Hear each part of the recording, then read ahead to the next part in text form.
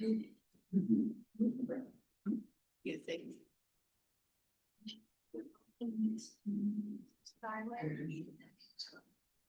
Oh, from pictures. There, okay, we're ready.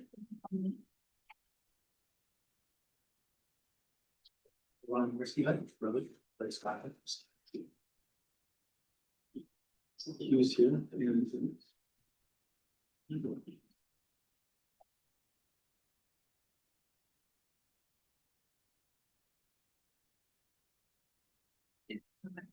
Yeah, we'll see.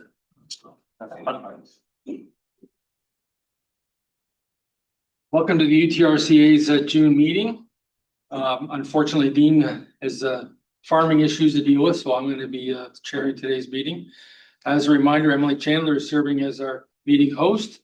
So if those of you online have connection problems or issues with technology, please contact Emily through the chat feature. Today's meeting is being live streamed on the UTRCA's YouTube channel. Please refrain therefore from whispers or side conversation while the meeting is running, as they could get picked up by the microphones. When the squares glow red, the microphones are muted. If you're a board member attending online, please have your camera on during the meeting, especially during voting, during closed session when applicable.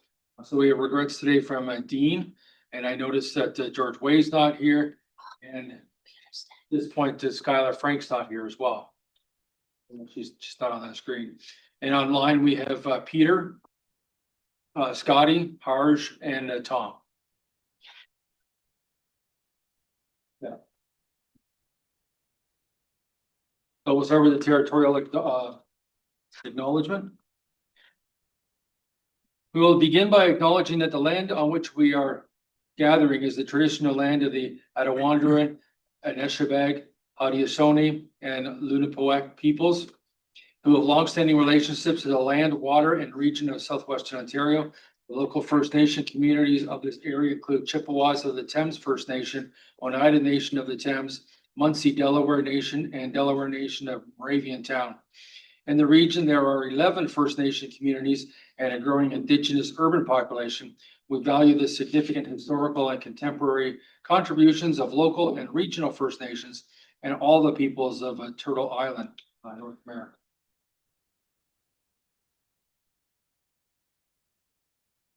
First point, number two, modifications to the agenda. Hoping to have a motion to move item number 8 in the agenda. Somebody need that motion? Where do you want to move? We'd like to go Closed session. yeah, closed session is well, closed session is after item 8. So yeah, number 7 would be after number 8. I'll move it. Seconded. Okay. Any questions? All those in favor? Aye. Does anyone here have any declarations of pecuniary interest to declare? You can declare that at any time, can you not? Yes, yes, you can. Yeah, Okay, for sure. later on in closed. Fair enough here. And even though Dean's not here, he did declare a declaration of pecuniary interest on the closed session, being that he's in Perth Township. I have the same thing. I'm on the same committee. Okay. Oh, okay. Presentations and delegations, we have none today, so we go into 5 administrative business. Approval of minutes of the previous meeting from May 27th, 2025. Motion moved by Sandy, seconded by Hugh. Any comments, any questions? All those in favor? Thank you. Any business arising from the minutes? Before we go into 5.3, just want to state that I think a few of our members here, I think 5 altogether, have a time constraint that they really need to be out of here by 11:30. So let's see if we can keep things moving, even though I know the closed session's got some very important items. Not to say that the other items aren't important, but the closed session items might create a bit of extra discussion. From correspondence, 5.3, Thames Center had a correspondence to deal with responsible growth and opposition to the provincial Bill number 5 or elements 2, provincial bill number 5. Is everybody, I'm sure, read that correspondence? Just want to add myself that the city of Woodstock has approved a similar one. Ours came from the city of Kingston, and we sort of added to it, extrapolated a bit from it. But funny thing is, our meeting was on the Thursday, which I think was the same day they passed in Queens Park, the bill number 12. Or maybe even the day after, so we kind of felt like it was a moot point, but I think it's a lot of voices gathered together. Okay. Yeah, I just want to thank Gene and yourself for your council's actions on this. It'd be nice to see other councils take it. I recognize it's kind of, being in the wind, as they say. On the other hand, it does count. Well, I think it's important just even for the prophets to know that the voices are being heard and not necessarily agreed with, right? Exactly. You can bounce it back out. Anna? Yeah, thank you. I just want to give my thanks to the councils that to bring forward these motions. I was able at council to speak to Amos' submission, which was very much about not only the Indigenous conversation, but the environmentally natural areas concerns there, but really the challenges for municipalities having to maybe be responsible for a lot of the costs going forward within these economic zones. So they had a really good submission, and I was able to speak to that at council. Any comments from those online? I don't see any hands up.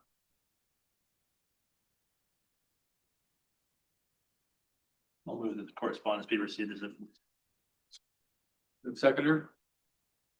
Jim, I guess on this one? Any other comments you'd like to make?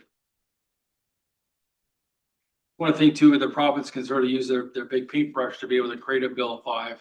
It's one thing to talk about the ring of fire, which is possible resources in the middle of nowhere, in theory, the middle of nowhere in southern Ontario and in northern Ontario, and compare it to the same it's sort of something that could be happening in the say the city of Toronto where there's 6 million people living. So it's like you start worrying about going ahead and a development or an improvement to an area that without consulting the local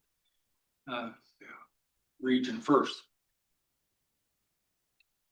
Yeah, we have a motion and it's been made, seconded. All those in favor? Thanks.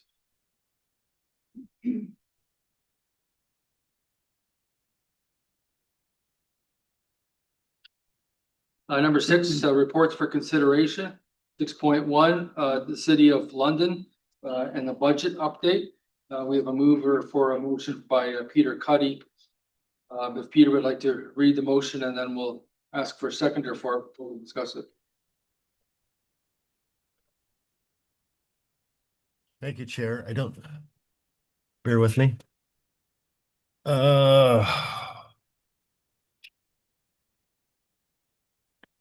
Where's my motion? Do you have it in front of you, Chair? You could read it if you don't mind. I don't have it in front of me right now. You could read it, please. It being noted that the Board of Directors directs staff to identify budget reduction opportunities of a minimum of 1.5% of UTRCA's municipal levy budget or funded budget, with priority given to amendments that result in permanent budget reductions as part of the development of the 2026 budget. Thank you, Chair. I have a seconder in Councillor Heeman. Okay. Would you like me to speak to it now, Chair? Yeah, sure. Yep. So thank you, Chair, and through you. This isn't a nefarious, or some sort of draconian motion. This is very simple. It's just dovetailing off the presentation that was made by Mayor Morgan and Budget Chief Pelosa a few months ago. And if we were to pass this motion, we would not be the only board to do so. I understand that London Police Services Board passed a similar motion. I don't know about other boards. I've heard that they've had some discussion, so we wouldn't be the first. And I think it shows a I think, Chair, it shows good faith. The fact that it shows that we're listening to the mayor and to the budget chief. To be quite candid, Chair, I could not imagine why anyone would oppose this. Very simple. So I'll leave it at that. I don't have any further comments. Possibly my seconder has a comment, but I have nothing further to say. Thank you for the opportunity. Anything you'd like to add, Tom? Sure. Yeah, I just think that we have had discussions over the last couple budgets about the sustainability of the levy increases, and I think this is a good opportunity to review.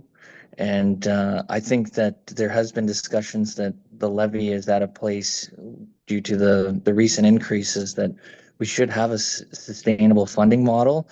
I think there has been comments in the past about, we need to make sure that we're meeting our liabilities in terms of our structural assets and meeting our mandate of flood control and whatnot. And I think that all those things given, we should still exercise our fiduciary responsibility to make sure that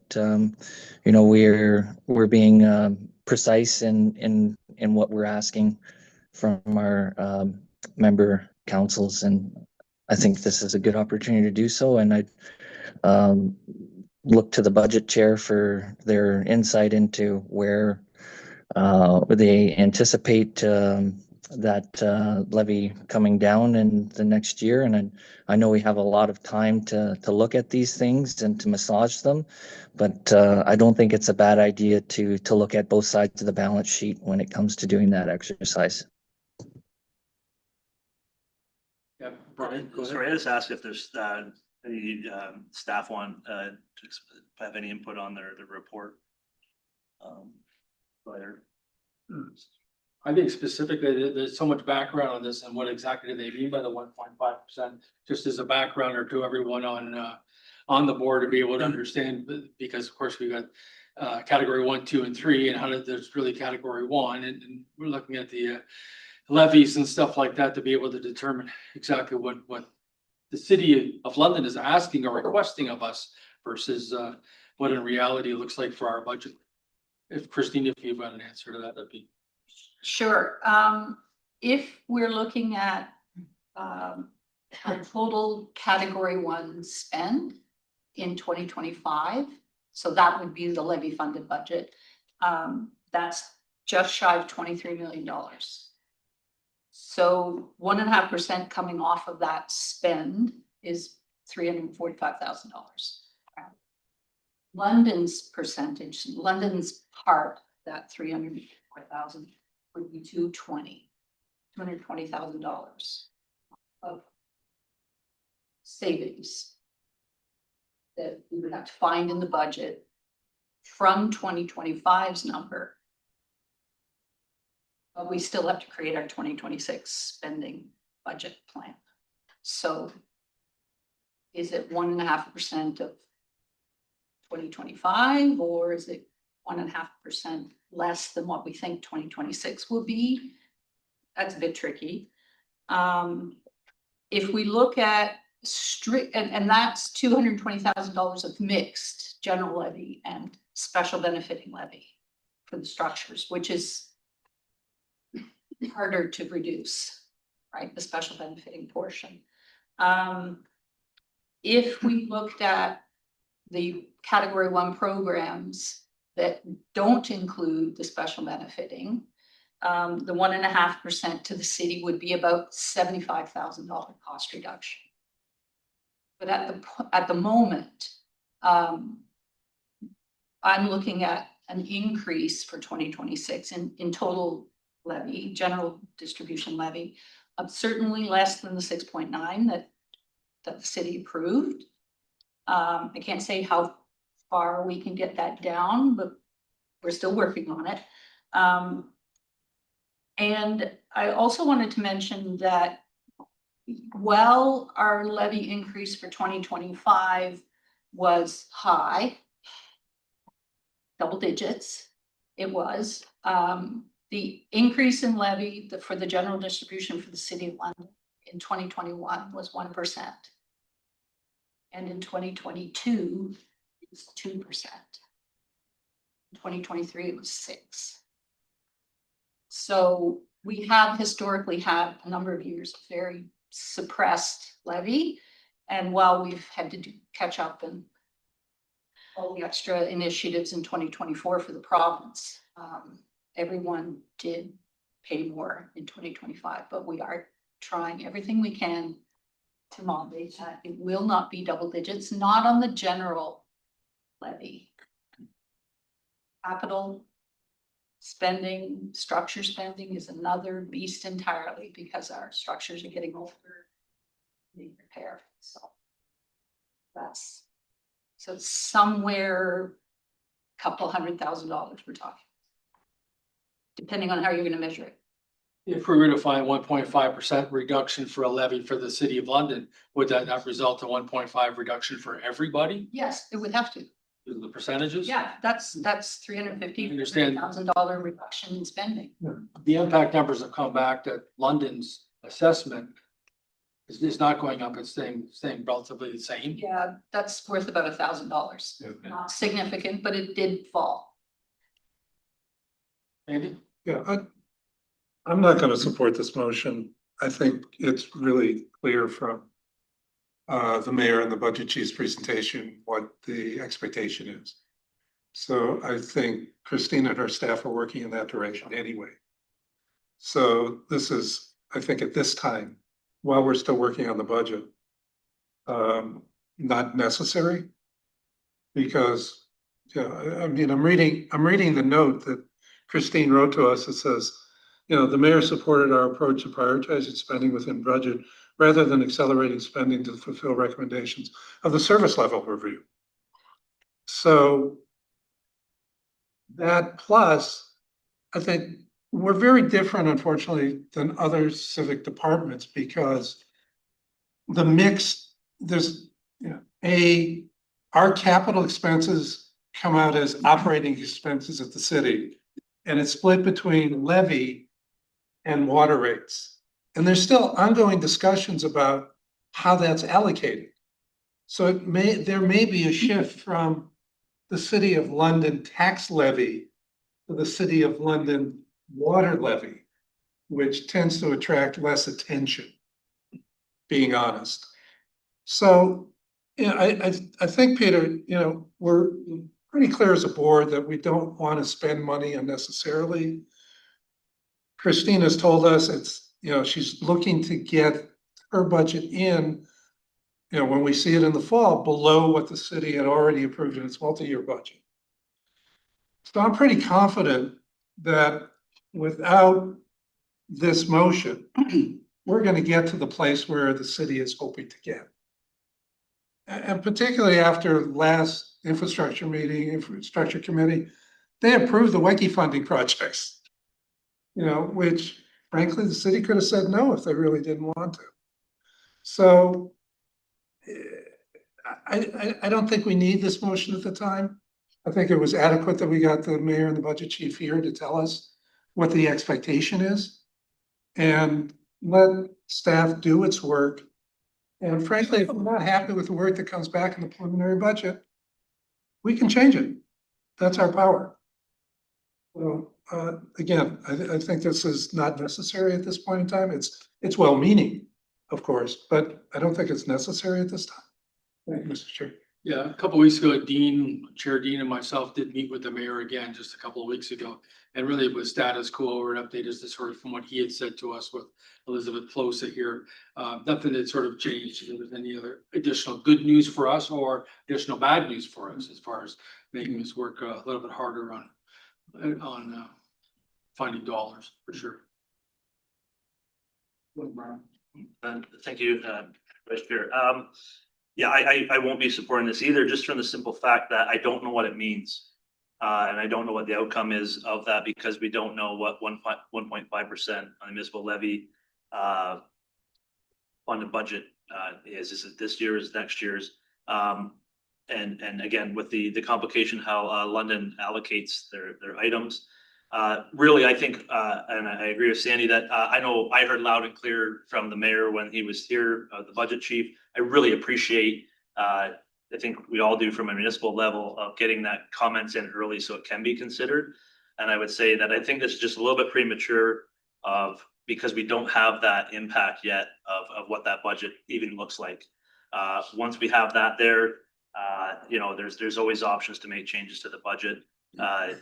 And get that feedback as the authority does every year from our municipal partners and see where that is and have those discussions. I'm just also not a fan of picking a number, any number, like 1.5%, 2%, 5% off. Our 1.5%, as we heard, is way different than a City of London 1.5%. So I think I'd rather target what we heard from the mayor and the ongoing discussions about certainly working with our municipal partners on their priorities and seeing where that goes. But I think staff are doing that, and I'm willing to wait until we hear what comes back in the budget, and then we can make some more informed decisions and see where that's going. Go ahead, Paul. I don't support this motion either, because to me, it's backwards budgeting.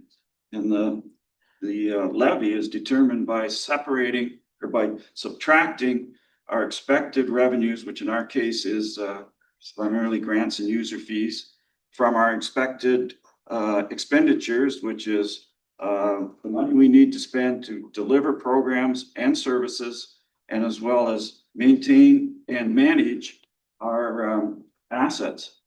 And so we don't know what that levy number is until we know what the revenue is and what the expenditures are. And if we don't like what that levy number is when it comes back to us, then we can fine tune the revenues or the expenditures. Pull out the lowest priority expenditures if we have to come up with a number that we can defend, sending it out to the municipalities. So to me, to start the budget process by saying we're going to chop it by an arbitrary number, which in this case is 1.5%, is putting the horse before the cart, or the cart before the horse. And I think politically that looks good, that you look like we're defending the taxpayer by cutting the budget. But I think financial management wise, it's not the right thing to do. So for that reason, I'm not. And to back up the earlier comments, I trust our staff are going to come in with a solid budget that's going to come in with a reasonable number. And if we don't like it, we'll fine tune that number, but not at this point of the procedures. You have something you wanted to add, Tom? I thought maybe your hand was up before. Or not. Oh, yeah, I guess, yeah, I appreciate the comments presented, and I do agree we need to have the complete picture, and I do have confidence in staff in terms of working on making sure we have an appropriate budget. I think the intent behind this is largely about communication to one of our partners, and I think that there's been a lot of discussion about London. But I think that the general sentiment, and the reason I'm supporting it, is because I think that this would be a benefit to all of our partners.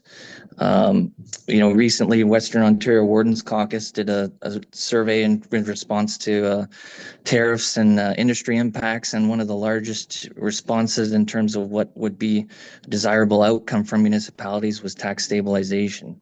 So I think that we do contribute that in a small way.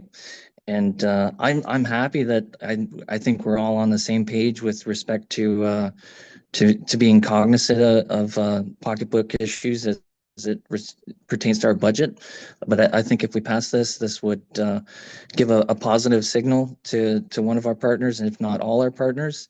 And it would also give an indication to staff that this is a priority. And I know we have a lot of priorities, and I trust the board and staff to balance all those priorities. So I just think it's a communication piece and a signaling piece. Anything else you wanted to add, Peter? Maybe Mr. Cuddy had his hand waving or not? Yeah, go ahead, Peter. Turn your mic on, sorry.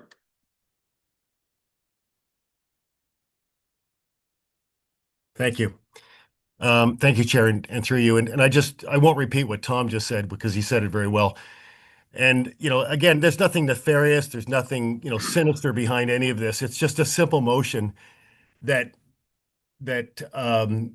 confirms what the mayor and the budget chief said when they came to see us. There's nothing to this. And I have the highest respect for our staff at Upper Thames. I think everyone knows that. And this is just giving us some guidelines to work from. And, I'll put on I am a city councilor first, and, we are trying to drive our budget below 4% this year. As the mayor has told everyone what we're going to do. And we'd like to come in at under 4%, and I think we will. But, as a municipality, we have to find every way we can to save. And I suspect all of the other municipalities feel the same way. It just so happens that we happen to be the biggest contributor. So, I'm surprised and quite disappointed. I will say that I'm not getting the support for it.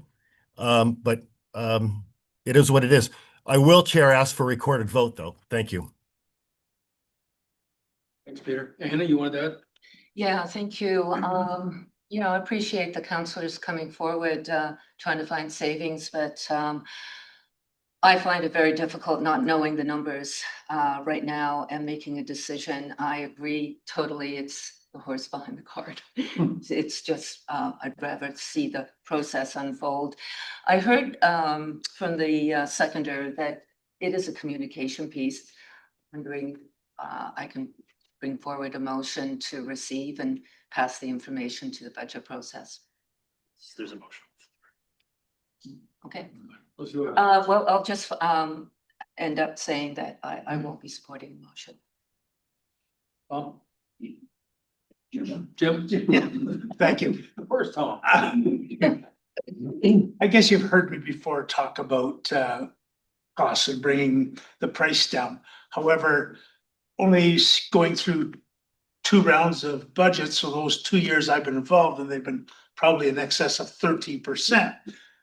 When I hear Christine talk, there was probably a number of years there where we're trying to keep the costs down, and so we were kicking things that needed to be done down the road, which kind of gets you into a spot maybe where you are today. But if I look at the last 2 years I've been involved, and they've been in double digits, I think staff has probably worked extremely hard to get that target down to 6.9. And they're still working on it.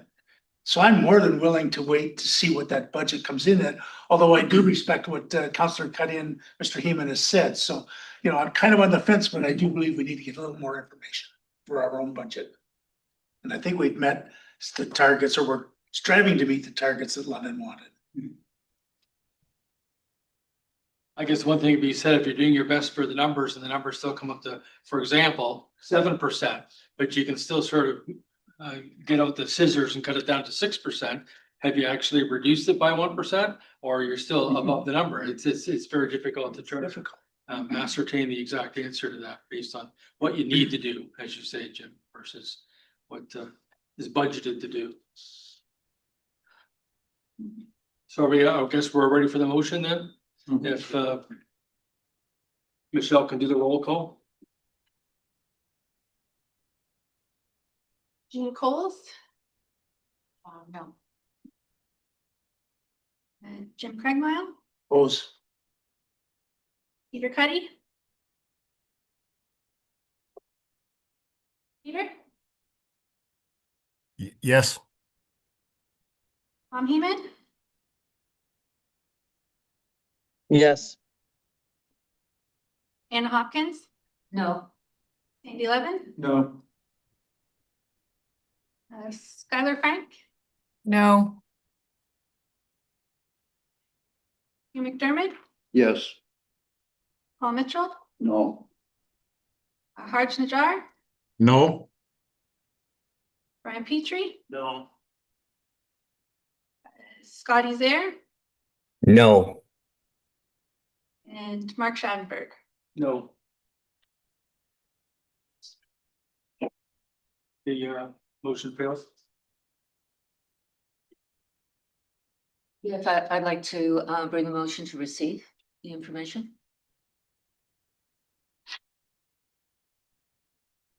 You want to move the recommendation? I think she just wants to have the report received. Received. I'll second that. Any further thoughts on that? Vote on that one. We have a sort of a staff recommendation. Tom, go ahead, sorry. I'm just curious if there is confusion as to what is the intention behind the request from the City of London regarding the reduction. Maybe that's something that we should get clarification on, because I think we all understood it when the mayor presented it, and now I think it's not so clear, so maybe we need clarification on that.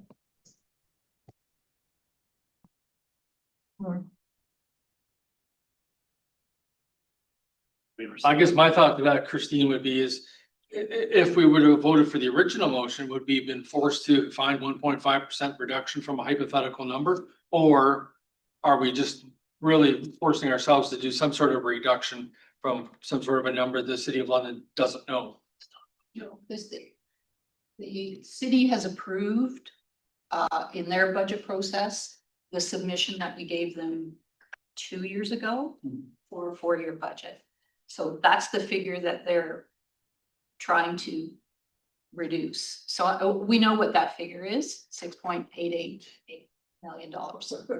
So I know that's the limit for the city that I can work with at this point.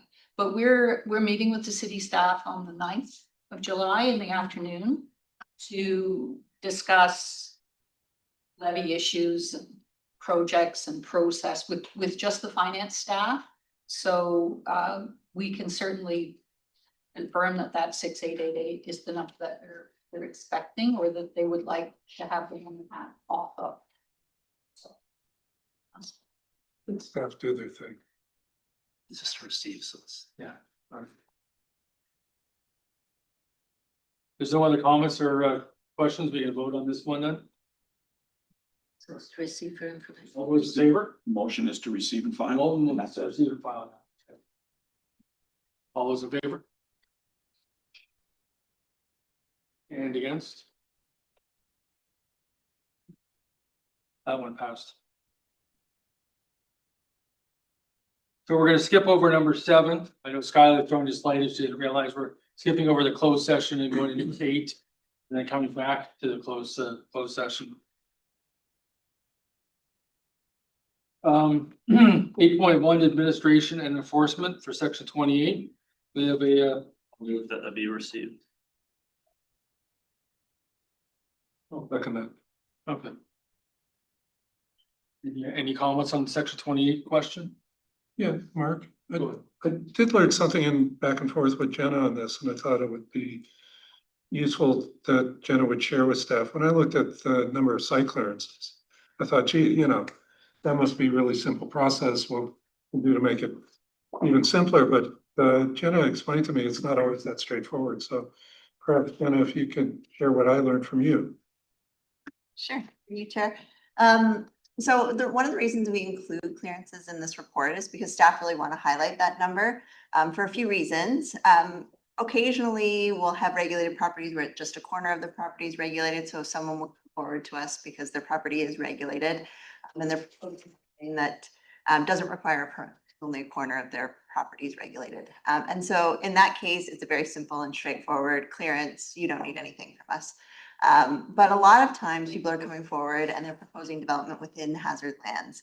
And staff are successfully negotiating with landowners to relocate and avoid the hazard.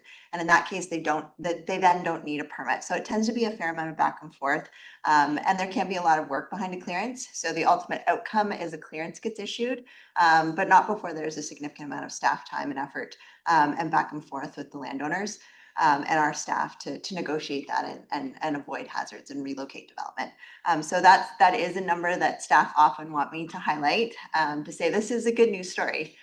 So even though we didn't collect a fee, we didn't ultimately require a permit, we've convinced people to relocate and avoid hazard lands. So that's something that staff often point out that they want included in this report. I also wanted to add that in this month's section 28 report, it appears, we did a good job of notifying people that their applications were incomplete. But at least in this month, we met our timelines, or the provincially mandated timelines and CO's timelines. And I also took some time to look at how, now there's the regulation 41-24, which all CAs have to produce. So I took the time to take a look at, how did we compare against the grant? And for I guess it was the first 8 months of 2024, that first report, we were pretty good. We were better off we did better than the grant did in terms of moving stuff forward in a timely session. So I think often what happens is we hear about the outliers.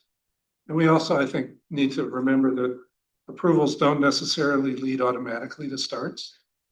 The CMHC data is kind of abysmal for the first 5 months of the year in Ontario.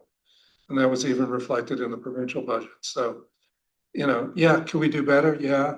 Looking forward to the results of the service level review. But, it's not all doom and gloom. Staff are doing a pretty good job. Thank you, Mr. Chair. Any other comments? The motion on the agenda would be that the board of directors receive the report for information. Do we have a mover for that? Brian and Jean, seconder. Any further discussion? All those in favor? That's passed. 8.2 project status updates. Obviously, there's quite a long list, and we look at this at every meeting, every month.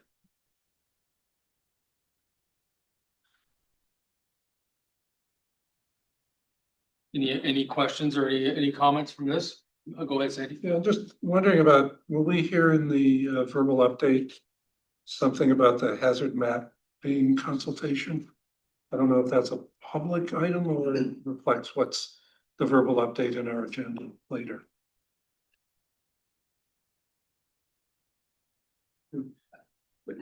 Through you, Chair, I think we can talk about it in the verbal update in the closed session. Okay, because it's related to that matter, isn't it? Right. Okay. All right, that's all I wanted to know. I just want to say if there's any item that's not specifically on this list that sort of jumps to your mind, if you're on the board of directors, maybe something should be added to the list, even if it's maybe possibly 2 or 3 years down the line, something that the board should be looking at, or that the UTRCA should be looking at, by all means suggest it. What I find interested is that the Children's Safety Village continues to be on the list, which I think is important. That we remind ourselves about all the little projects that the UTRCA is involved with. The motion for this one, therefore, is that the board of directors receive the report again for information. Anna makes the motion, seconded by Jim, i.e. Tom. AKA Tom. AKA Tom. All those in favor? There's no further discussion. Passed. This one might be a little bit more discussion. The 8.3, the phosphorus reduction program.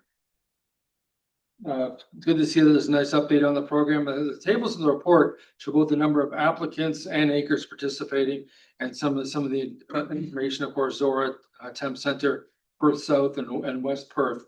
Tatiana is here apparently to answer any of the questions anybody may have, or if you got a specific thing you would like to add about the phosphorus reduction program. Tatiana, go ahead. Through you, Chair. I don't think I have anything I want to add at this time. I just want everyone to keep in mind that we did sign the agreement in September, so staff really did hit the ground running to ensure that we met all the deliverables of year one of the program. Yeah, I have a lot of interest in this program, partly because I'm a farmer, so it's an area that I know a little bit about, unlike a lot of other areas that we talk about. And also because of the significant dollars involved. This is a big money project that the applicant's involved in. And you, Mark, you referenced the participants, and I'm going to steal a page from Hughes' playbook and brag a little bit that Zora Township has a slim lead in the number of applicants. That's a huge lead in the number of acres involved. It just shows the progressive agriculture in Stewart Township. I did send Tatiana 5 questions, and I appreciate her detailed answers she sent me. I'll ask them quickly because I think it kind of there's some things that I want to know more information about. So my first question is, are you working directly with farmers or through organizations such as the Ontario Soil and Crop Association Improvement Association on this? Through the chair, so we're working directly with farmers through this program, similar to other cost share opportunities that we offer. And we do partner a lot though with organizations like OSCIA, Ontario Soil Crop Improvement Association. We work with the field staff in promoting OSCIA programs, and in return, they also are promoting our funding programs. Staff were presenting at local soil and crop meetings this winter, and we've done that as well at summer and winter meetings in the past. And then we also work with OSCI staff on research projects. So we're involved in OSCI's on-farm program. So looking at what we're trying to accomplish with this program, looking at phosphorus loss at the edge of field, specifically tying that to best management practices. So a couple different layers in which we work with organizations like OSCIA. My second question is, one of the new requirements is that applicants have a nutrient, crop nutrient plan. So do you anticipate there will be lower applications or applicants dropping out of the program because they don't have a nutrient plan? Through the chair, potentially, anytime you add a requirement, could be seen as a barrier to participation in a program. One of the nice things about a local on the ground delivery is we can be flexible, and we will hear people out if that is a barrier to application. Really what we're trying to do is the crop nutrient plan is only required for practices under the 4R nutrient management.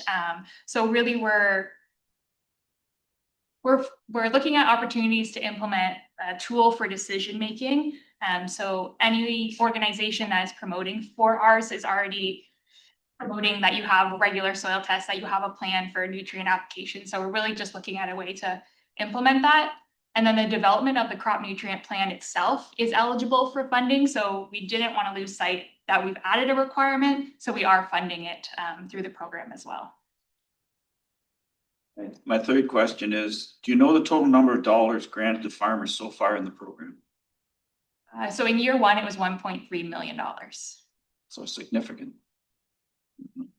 Fourth question, is how did you calculate the estimated phosphorus reduction of 12,500 pounds? Through the chair. So that is from a spreadsheet that we got actually from Canada Water Agency that was co-developed with a number of different agencies. So OMAFA, Ag Canada, Conservation Authority, so Upper Thames was involved in that. As part of the Lake Erie Action Plan, their Ag BMP task team came up with this. So the spreadsheet uses a phosphorus reduction coefficient that has kind of been pulled from all of the different people doing phosphorus reduction research. And it's really a calculation of acres implemented times whatever that assigned phosphorus reduction coefficient is that gives us the sum at the end of the day. So that spreadsheet will be refined as the program goes on as well. My last question is, I divided the phosphorus reduction by the total number of acres, and I came up with 0.36 pounds per acre. Is that considered significant? Yes. So if you did the math like that, and then we just looked at the acres implemented through this project, we would have goal accomplished. But when we look at phosphorus reduction as a whole, we have to then average that out amongst all of the acres that are draining into whatever area we're talking about. So if we're looking at the Thames River,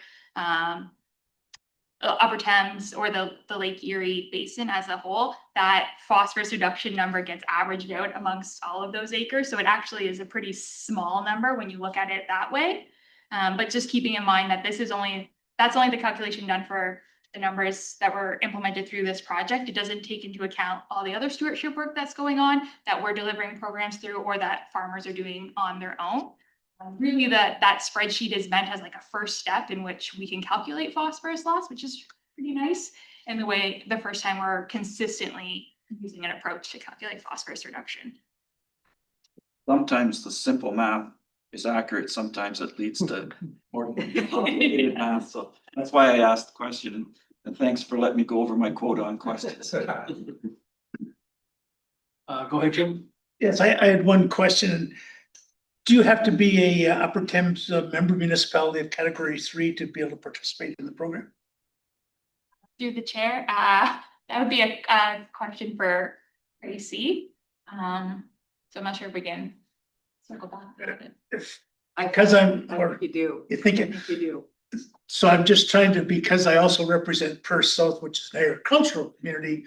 I'm sure if I look at the number of acres they have here, that their farming benefits back are orders of magnitude higher than what that category 3 cost to the municipality is.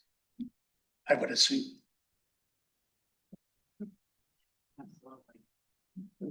Yeah, whole point.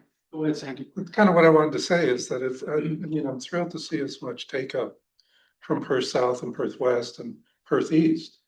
Because, frankly, there's been some challenges back and forth, but this is really something that, because the Upper Thames was able to secure the funding, leads to a use within the county.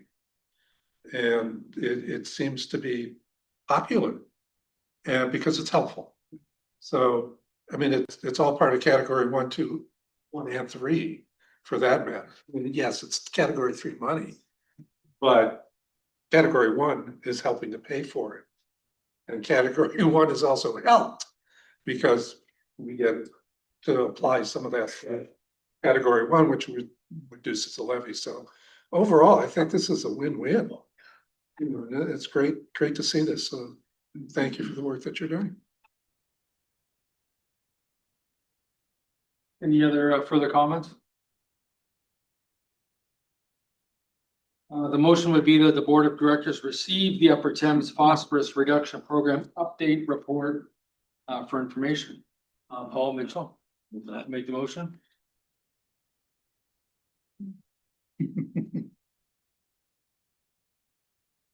We'll take Scotty for the secondary. I guess he's waving up. Thumbs up. Any further comments? We have a vote then. All in favor? Unanimous.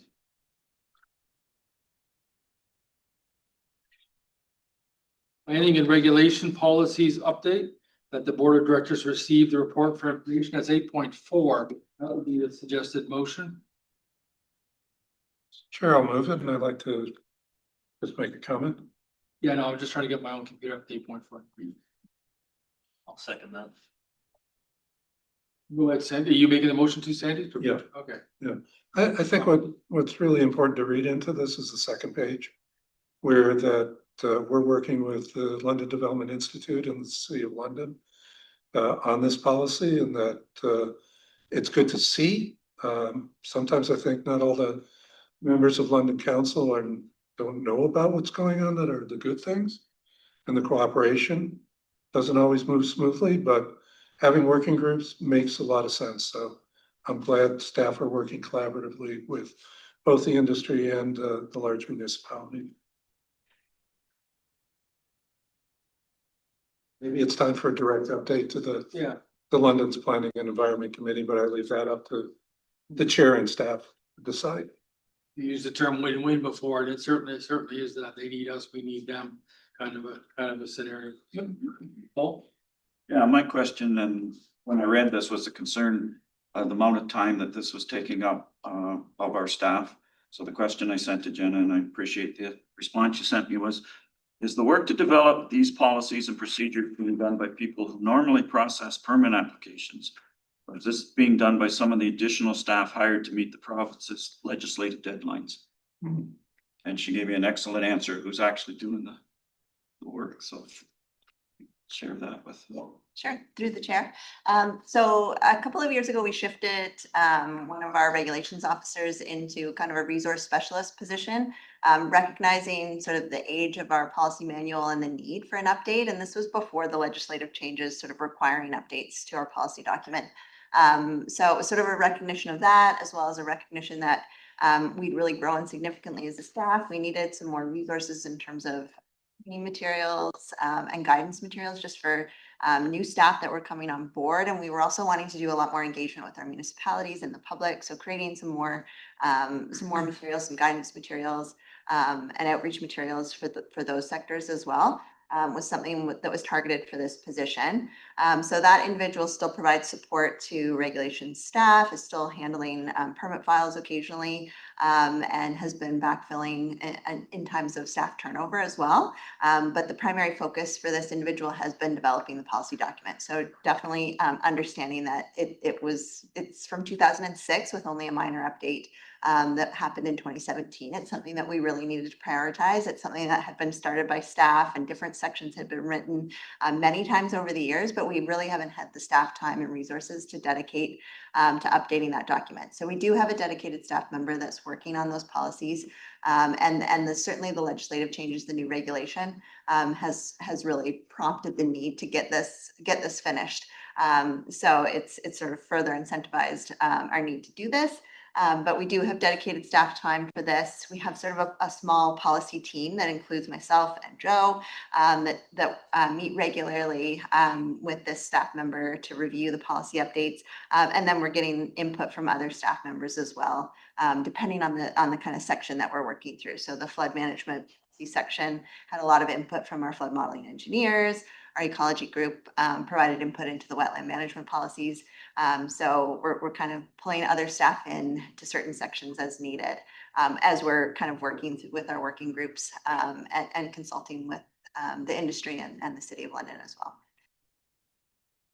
Well, to follow up to that, Mark, it's great to hear that you've have a dedicated person who has tremendous amount of experience and expertise in this, leading this project, and that other staff members are being brought in and consulted as required. My concern was that we were overloading the department, get this work done when we already have always increasing load of permits to look at, and that you would be overdoing what was possible for that. But it sounds like you've got it under control. So thank you. Go ahead, Brian. Yeah, I just want to echo some comments there. You know, you get policy documents that haven't been updated in such a long time. It doesn't become an easy. It's just not a minor update. You're really having to go deep in. So I really do appreciate getting the input from different areas. Policies affect everybody different, and everybody has intentions, and so it's important to try to get that input to make sure those are all taken into consideration. Not saying everybody's going to agree. There's compromises and stuff like that to be made, but the important thing is they are being updated. I'm confident that we're hopefully get something by the end of the year, but it's not an easy task to update something that's, especially that time frame. We're talking 20 years at this point. So and a lot of legislative changes. So it's being worked on, and certainly as long as everybody comes to the table and puts their input in, that's the most important thing. And then we consider that when it comes forward. But I know it's been a long time coming, and I know staff have wanted it for a long time as well. So hopefully we just don't get a bunch of different regulation changes that affect that work. And if I could add one more thing through the chair, I would say we're sort of referring to it as an update. It really is a complete replacement of the previous document.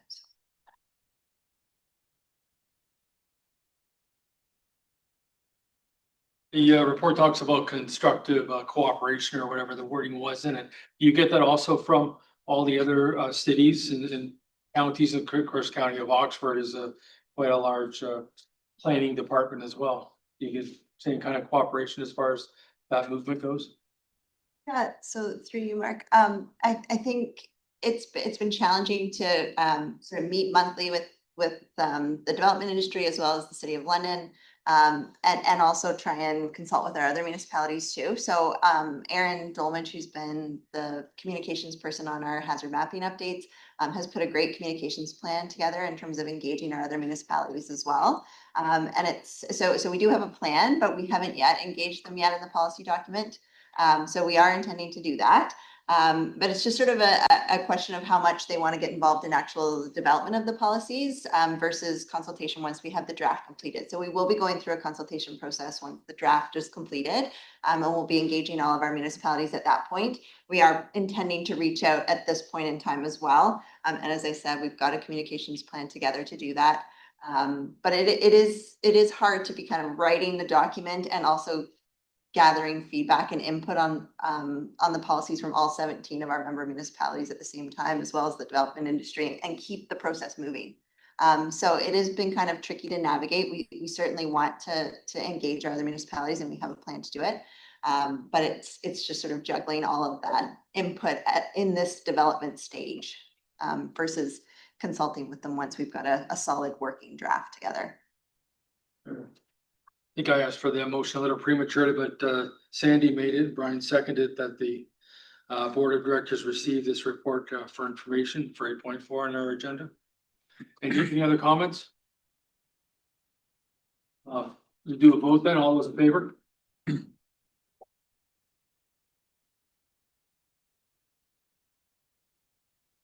Funny how the votes in front of me are same as the votes side of me.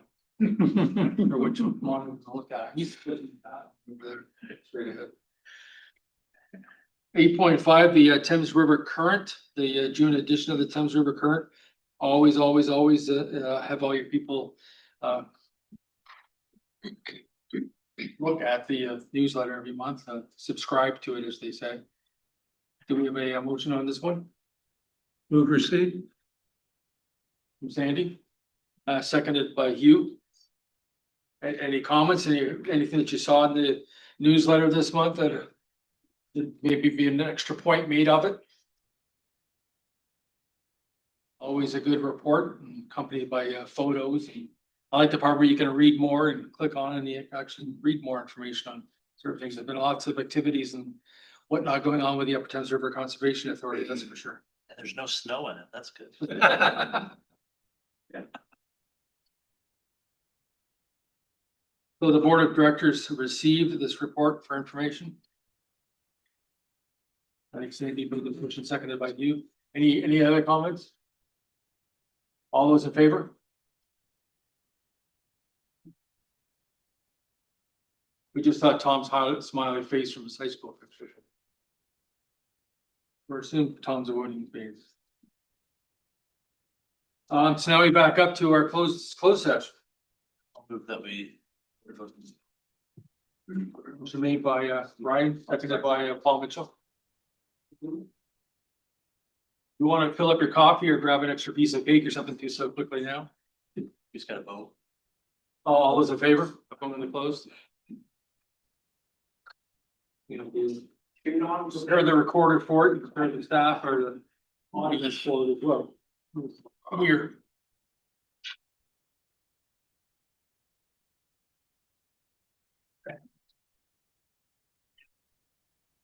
No, then Michelle, do you have the motions that need to be reported in public? From 7.1.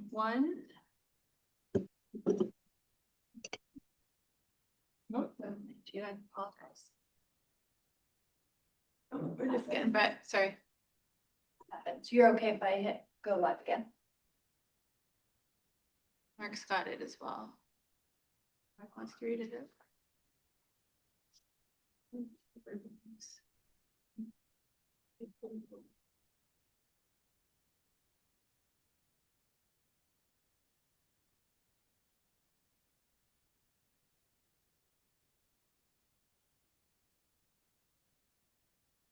Vote.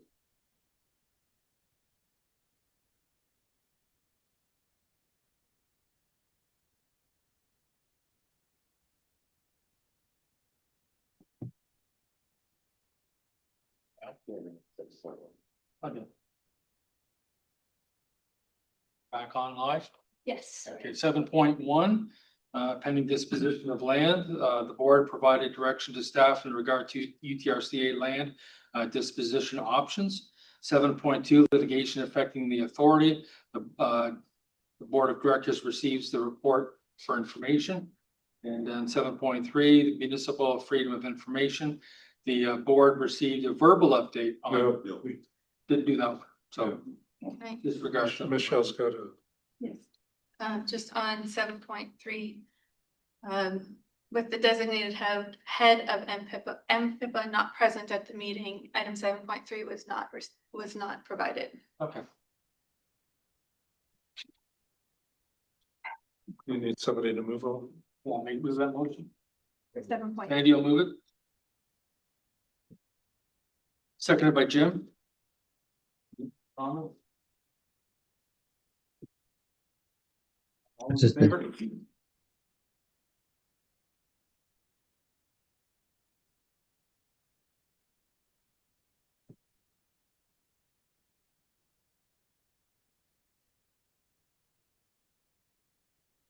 On 9.1, the Finance and Audit Committee, there will be a meeting today at 12 noon for Finance and Audit Committee.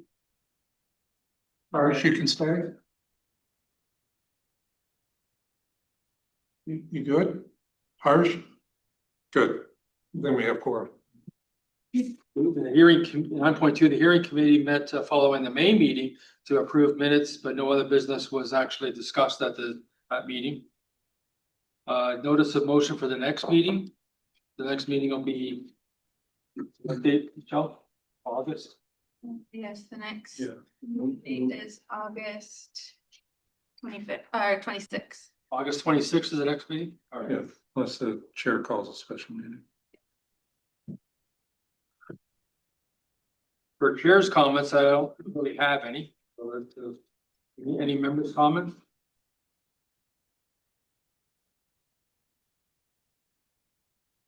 (11:45) kind of pressed for time. Any general manager's comments? Acting general manager's comments. On behalf of general manager, the lucky person who lost the arm wrestle, sitting here, so taking a seat. Take this opportunity to provide a brief update on the conservation areas. As we approach a Canada long weekend in the summer season, thought it was an opportune time. Campground operations are progressing well across all of our conservation areas. Seasonal occupancy rates and days visitations remain high, and overnight camping statistics remain steady. As no surprise, we're full on all of our long weekends here. There's only a few remaining sites that are available. Our seasonal complement of 60+ staff have been hired, are actively maintaining the grounds, facilities, and public areas to ensure safe and enjoyable visit by all of our visitors. And we're certainly fortunate and very grateful for all the hard work and commitment that they provide to our operations staff, not only in our CAs, but across the entire authority. Especially in times like the last few days where it's 40 degrees plus. And with that, just wishing you all a safe and enjoyable Canada Day weekend. Reminder that the next meeting in July will not be here. See you all in August. Tracy wishes everyone an enjoyable summer as well. Can I do a little commercial? Yes. Just that it's our homemade card of the Upper Thames for Jen. I don't know who that is. And we would just love any members to sign this card before they leave. Okay, this was Jen's first day at the gatehouse. Oh my goodness. Well, she'll be really happy to see that. So I'm sorry, I just want to do that commercial, especially because we get that. I do. Notion for adjournment? Notice for adjournment? Paul and seconded by Sandy. All in favor? Thanks for bearing with me. I found out last night Dean had crop issues that he had to do in the tree, so